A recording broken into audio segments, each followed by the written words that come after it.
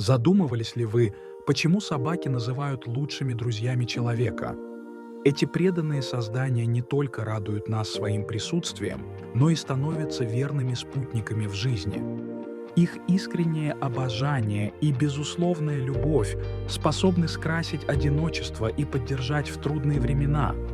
Каждая собака имеет свою уникальную личность и приносит в дом радость.